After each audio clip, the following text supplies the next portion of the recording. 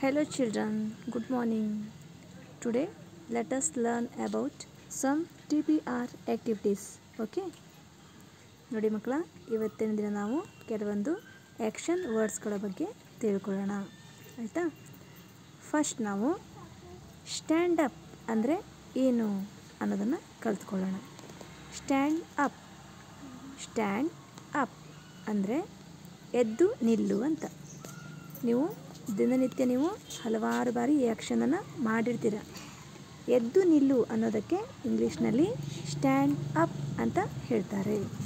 ಇವಾಗ ನಾವು stand up ಈ ಒಂದು ಆ್ಯಕ್ಷನನ್ನು ಹೇಗೆ ಮಾಡೋದು ಅಂತ ನೋಡೋಣ. ಆಯಿತಾ?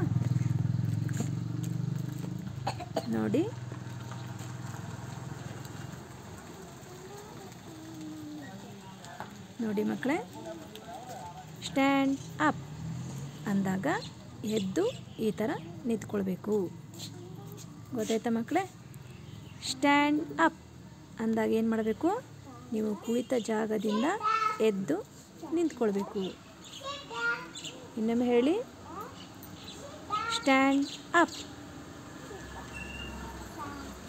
ಗೊತ್ತಾಯ್ತಾ?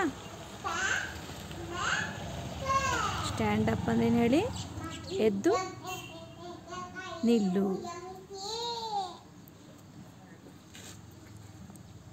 ಇವಾಗ ನಾವು ಸಿಟ್ ಡೌನ್ ಅಂದರೆ ಏನು ಅಂತ ತಿಳ್ಕೊಳ್ಳೋಣ.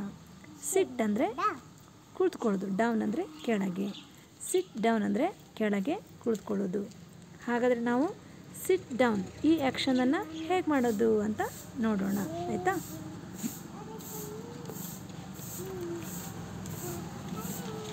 Stand up, sit down, stand up, sit down, stand up, sit down, stand up, sit down, stand up, sit down, stand up, sit down.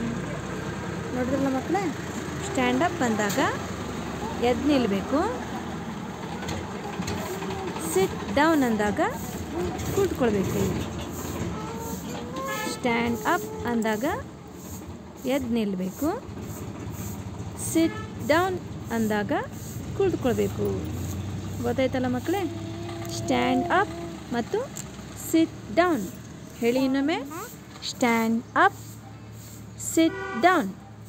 ಇದೆರಡು ಆ್ಯಕ್ಷನ್ಗಳನ್ನು ನೀವು ಮನೆಯಲ್ಲಿ ಹಲವಾರು ಬಾರಿ ಪ್ರಾಕ್ಟೀಸ್ ಮಾಡಬೇಕು ಮತ್ತು ಬಾಯಿಂದ ಉಚ್ಚರಿಸಬೇಕು. ಅರ್ಥ ಆಯ್ತಾ?